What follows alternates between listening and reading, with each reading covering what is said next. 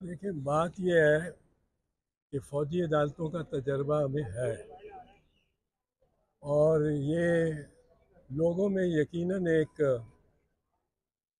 ये इम्प्रेशन गया हुआ है कि फ़ौजी अदालतें इलाज है और इंसाफ भी देंगी और मौसर तौर पे दहशत गर्दी का मुकाबला भी करेंगी। फ़ौजी अदालतें Sania Peshawar army public school Peshawar 16 दिसंबर 2014 को जो हुआ वाक़या, उसके बाद जनवरी 2015 से जनवरी 2019 तक 4 साल ये फ़ौजी अदालतें मुल्क में काम करती रहीं। और इंसाफ का पैमाना आप इनसे ले लें, देख लें कि एक केस में 253 मुकदमात का रिकॉर्ड पेश किया गया। पेशावर हाई कोर्ट के चीफ जस्टिस थे वकार सेठ, उनके बेंच में, और उनने उन्हें सारी पटिशनें और अपीलें मंजूर की, एक्सेप्ट की। उसकी वजह क्या थी कि 253 के 253 मुकदमों में कन्विक्शन हुई थी, कोई एक्विटल नहीं। नंबर दो, 253 के 253 केसेस में फैसला अदालत ने सज़ा का किस बुनियाद पे दिया था? वो इकबाली बयान पे। मुल्ज़िम ने इकबाल कर लिया कि मैंने वो वाक़या जो एफआईआर में दर्ज है उसके मुताबिक बिल्कुल हू बहू वही मेरे से वारदात हुई और मैं मुजरिम हूँ। और वो जो एफिडेविट था जिस पर ये बुनियाद बनी, वो भी 253 केसेस में एक ही मजमून का था। तो उसके बाद उनको अब के जज क्या करते हैं?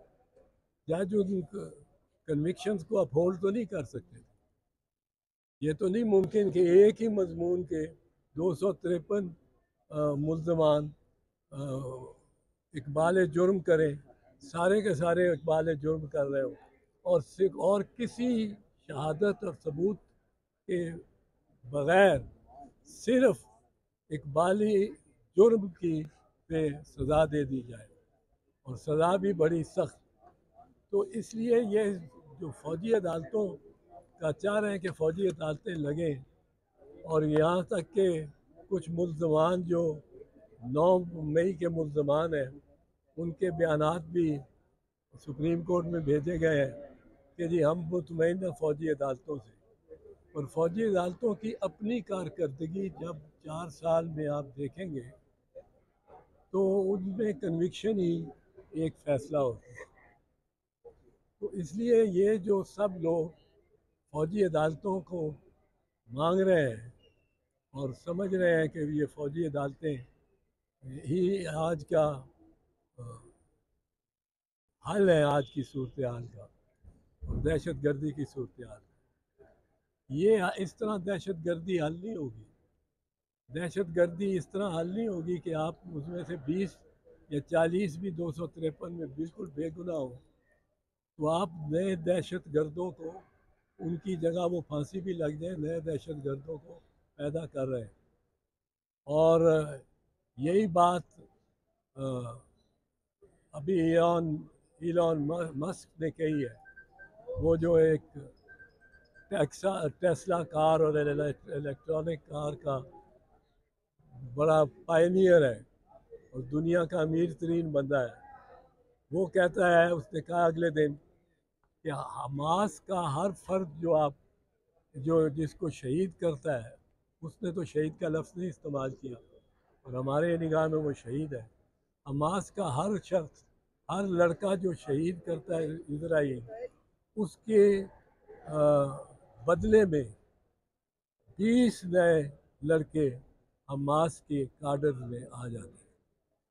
तो ये तो एक आइडिया है जिसके साथ आप लड़ नहीं सकते।